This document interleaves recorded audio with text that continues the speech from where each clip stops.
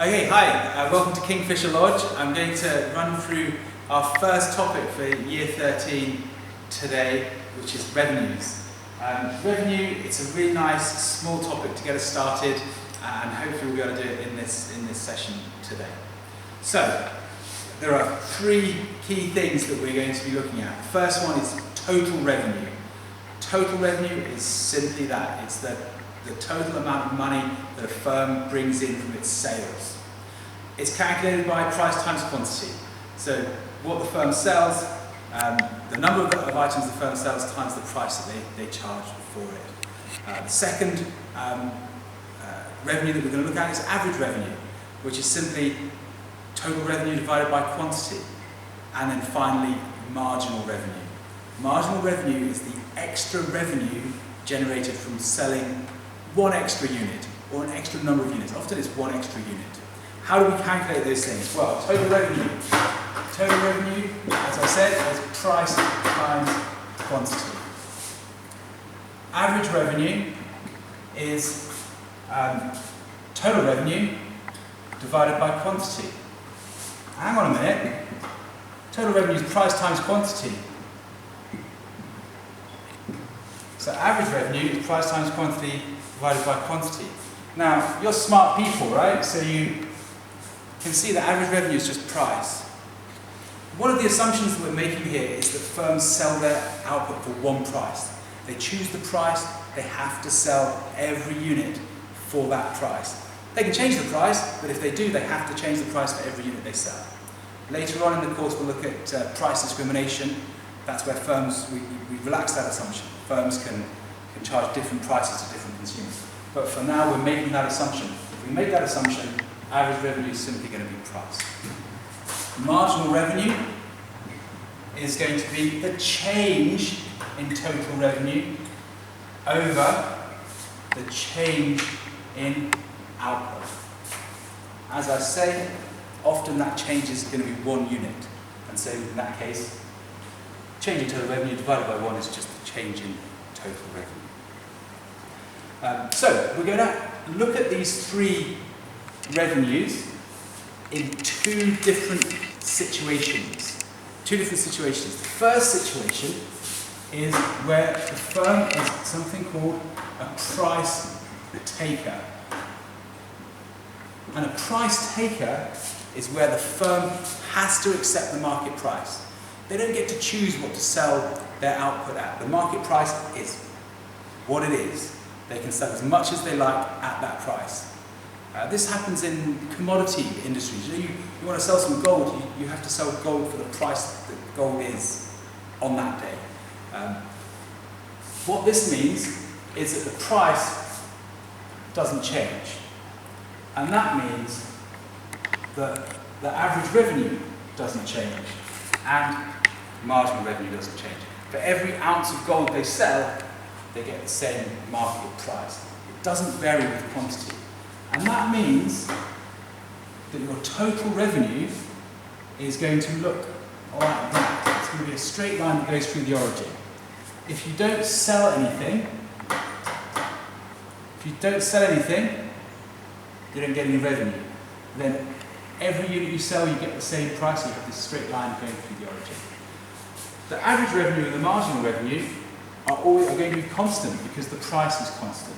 And so we're going to get to this stage where our average revenue, marginal revenue is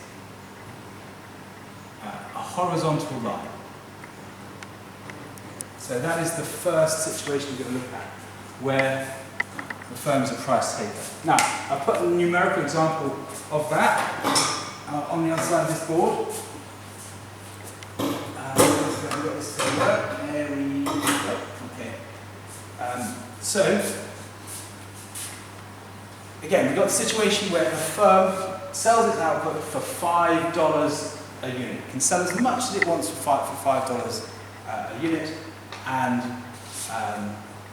its total revenue then is the output, level of output, times the price. 1 times 5 is 5. 2 times 5 is 10. So that's how, pretty straightforward. Output times price gives you your total revenue. What's your average revenue? Well, total revenue divided by output. 5 divided by 1 is 5. 10 divided by 2 is 5. 25 divided by 5 is 5. Oh, average revenue is just the same as the price. Yeah, remember I said that. And price equals average revenue because they have to, they charge the same price for every unit they sell. In this case, they can sell as much as they want at a given price. What about marginal revenue? Marginal revenue is the change in revenue when you change the level of output. What I want you to think about here is where you're going to put this.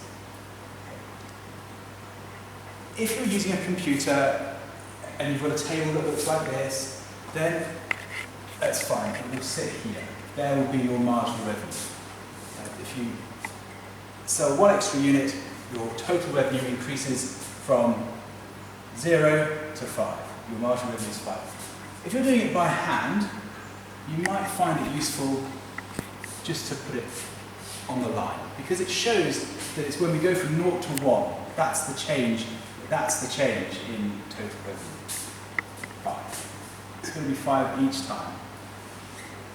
My 5s are horrible, I don't know why I chose the number 5. There we go. Okay. Now, that, you might get a situation, this is perhaps more for IB people, but you might get a situation where you have a table which has a blank. So we'd have 0 here and 1 here, and this would be blank. If that's the case, you can put the marginal revenue figure in there. So there's sort of 3 ways that you can display this, or you might see it displayed. With marginal revenue with the next unit, or on the line, which is a useful little trick when you're doing things by hand. Or it might be that you have these blank spaces in which you can put your marginal revenue.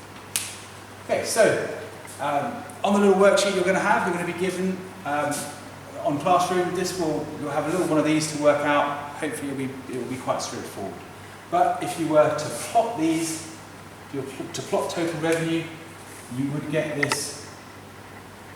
We'll go through the origin, total revenue that I showed you earlier, and if you were to plot these, obviously it's just 5 every time. Total revenue, average revenue, quantity. Okay, so that's the first situation where the firms are price takers. What about if they're price makers? Well, if they're price makers, what that means is that they can choose, firms can choose any combination of price and quantity. And you know this from the demand curve, right? So we're just basically going to be looking at the demand curve. And a firm will have a downward sloping demand curve, as you guys know. There it is. And we're going to end up with this situation. This is what we're looking for. The price that they charge is going to be average revenue. The price they charge is going to be average revenue. So actually, we just write D equals AR. And then your marginal revenue is going to be steeper than and below. There we go, marginal revenue. And in fact, it is twice as steep. Okay, so this should be halfway. Yeah, when you're sketching these, as long as it's approximately there, as long as this is halfway to that point there, then you'll be absolutely fine. You don't want to have it like that, that's not good enough, but as long as it's approximately halfway, you'll be absolutely fine. Okay, so that's what we're going to be looking for, that's what you're going to be sketching. I'm going to try now to explain why that is the case. So if we flip the board again,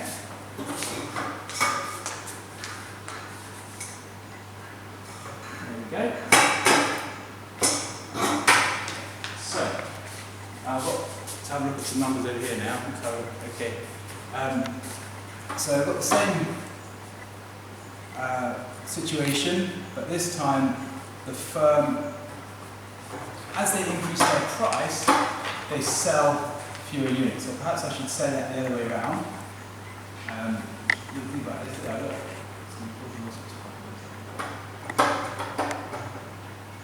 So, well, if we sell nothing, then your total revenue is going to be 0, isn't it?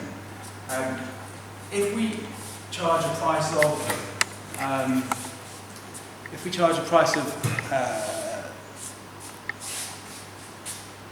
you're getting a bit confused, okay, 3, here, 6, 9, 12, 15. So with 15, we sell 1 unit. If we reduce our price to 12, we'll sell 2 units. Reduce our price to 9, we'll sell 3 units. Reduce our price to 6, 4 units, and so on.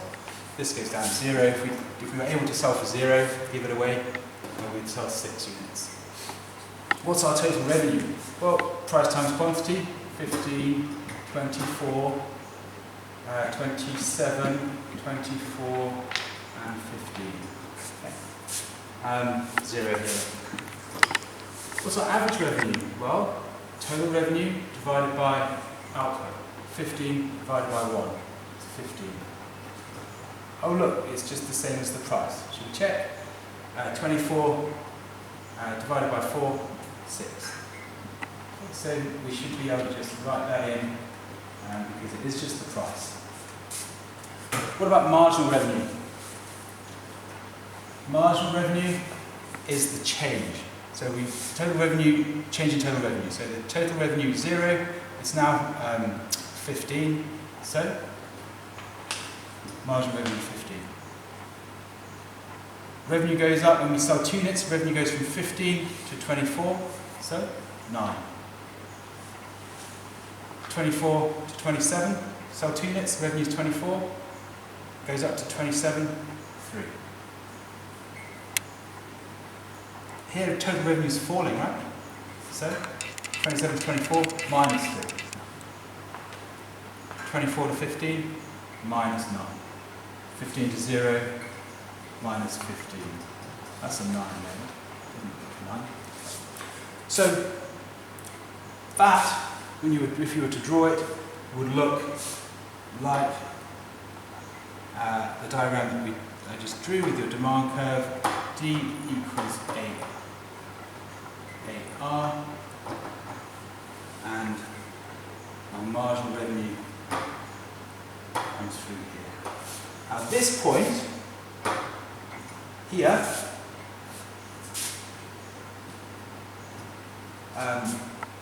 is this point, goes up to this point on the average revenue curve, and that is where your total revenue is maximised.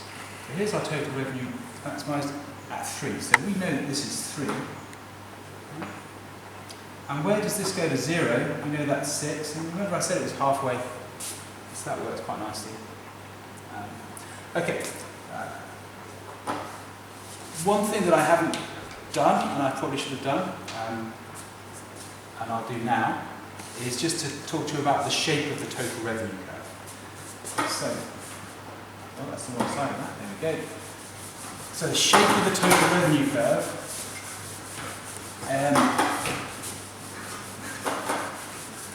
When we have a price maker, so when they have that downward sloping demand curve. Remember when they were price takers? This was our total revenue curve here, wasn't it? With a straight line going through the origin. But when they're price makers, it looks slightly different. Well, let me just make that a bit smaller actually. Play around with this a little bit if I do. So if you sell nothing, your revenue is going to be nothing. It's going to start here. And quantity and total revenue. And what's going to happen is it's going to look like this. Okay. And it's going to be nice and smooth and better than that. That's the shape of the total revenue curve. Now, here we go. We're now going to look on this one. We're going to look at average revenue and marginal revenue and output again.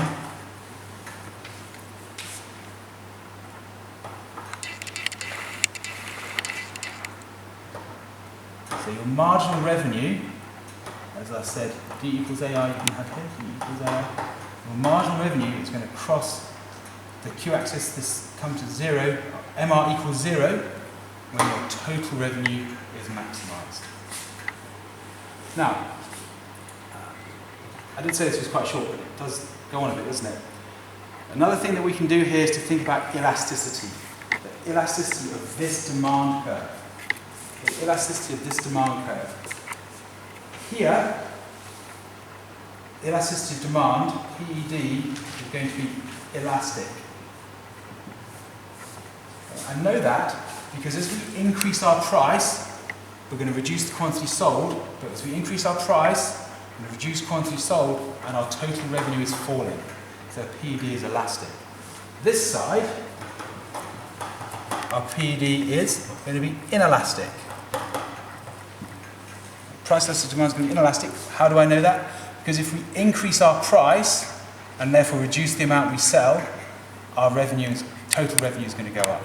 So we know that this point here, PD is -1, MR equals 0. MR equals 0 is a really useful thing to remember, and that is going to be revenue maximization. And do you remember last term we spoke about business objectives? Maybe this is a business objective. You can tell me where they produce now. They produce here. So that's an introduction to revenues that come from the demand curve. What I'd like you to do now is you just work through the worksheet, and then we'll get together and we can talk about any questions that you have. Thank you very much for watching.